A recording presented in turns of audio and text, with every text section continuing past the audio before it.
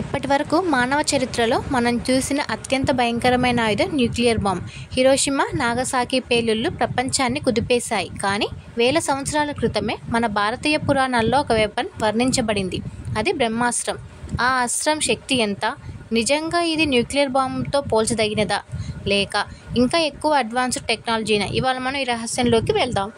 బ్రహ్మాస్త్రం అనేది బ్రహ్మదేవుడిచ్చిన అత్యంత దివ్యాయుధం. ఈ అస్త్రాన్ని ఇన్వోక్ చేయడానికి రాత్రింబగళ్ళు తీవ్రమైన తపస్సు చేయాలి. ఇది వదిలితే ఆకాశం మబ్బులతో కప్పబడిపోతుంది, సూర్యుడు కాంతి ఇవ్వడు, గాలి విషపూరితం అవుతుంది, భూమి బ్యారెన్ అవుతుంది అని పురాణాల్లో వర్ణన ఉంది. మహాభారతంలో అర్జునుడు, అశ్వత్థామ ఇద్దరు బ్రహ్మాస్త్రాన్ని వదిలారు. రెండూ ఒకేసారి కొలైడ్ అయితే మొత్తం సృష్టి నాశనం అవుతుందనే భయం వచ్చింది. అప్పుడే మహర్షులు వచ్చి దానిని ఆపారు. ఇప్పుడు గమనించండి, బ్రహ్మాస్త్రం వదిలిన తర్వాత కనిపించే లక్షణాలు ఏమిటంటే మానవులు బూడిద అవ్వడం, సూర్యగ్రహణంలా ఆకాశం అంతా చీకటిగా మారటం, జనాలు అంగవైకల్యం, గర్భంలో పిల్లలకు సమస్యలు, భూమి బ్యారెన్ అవ్వటం, పంటలు పండకపోవడం ఇవన్నీ ముఖ్య లక్షణాలు. ఇవన్నీ కూడా హిరోషిమా, నాగసాకిలలో జరిగిన న్యూక్లియర్ అటాక్ సిమ్టమ్స్కి సరిగ్గా మ్యాచ్ అవుతున్నాయి.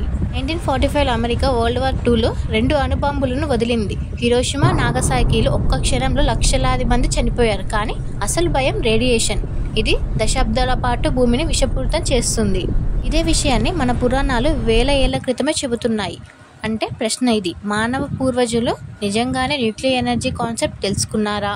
కొంతమంది హిస్టోరియన్స్ అంటున్నారు బ్రహ్మాస్త్రం అనేది ఒక మైథికల్ ఇమాజినేషన్ మాత్రమే. కానీ కొన్ని ప్రూఫ్స్ చూస్తే ఆశ్చర్యం కలుగుతుంది. మొహెంజోదారో ఎక్స్కవేషన్లో కొన్ని స్కెల్టన్స్ చాలా హై రేడియేషన్ లెవెల్తో కనుగొన్నారు. అక్కడ బ్లాస్ట్ అయినట్లు కనిపించే విట్రిఫైడ్ శాండ్ శాంపిల్స్ కూడా ఉన్నాయని రిపోర్ట్స్ చెప్తున్నాయి. ఇవి నిజంగా థౌజండ్స్ ఆఫ్ ఇయర్స్ క్రితం ఏదో ఆటామిక్ లైక్ బ్లాస్ట్ జరిగిందని సూచిస్తున్నాయి.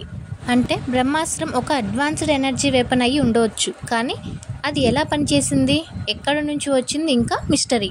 మహాభారతంలో చెప్పినట్టు బ్రహ్మాస్త్రాన్ని అన్లిమిటెడ్గా వాడకూడదు. ఒక్కసారి వాడితే ఎంటైర్ ఎకోసిస్టమ్ బ్యాలెన్స్ స్పాయిల్ అవుతుంది. ఇదే కారణం సైంటిస్ట్స్ కూడా ఇప్పటికీ న్యూక్లియర్ వెపన్స్ మీద భయపడుతున్నారు. అంటే మన పూర్వజులు ఇప్పటికే మాస్ డిస్ట్రక్షన్ వెపన్స్ డేంజర్ని థౌజండ్స్ ఆఫ్ ఇయర్స్ క్రితమే తెలిసి ఉండవచ్చు. ఇక ప్రశ్న ఇది, బ్రహ్మాస్త్రం నిజంగా ఒక న్యూక్లియర్ బాంబు లాంటిదా, లేక ఇంకా ఎక్కువ అడ్వాన్స్డ్ టెక్నాలజీ, ఎనర్జీ బేస్డ్ వెపనా? మీ అభిప్రాయం ఏంటి కమెంట్లో చెప్పండి. నెక్స్ట్ ఎపిసోడ్లో మనం పుష్పక విమానం గురించి తెలుసుకుందాం.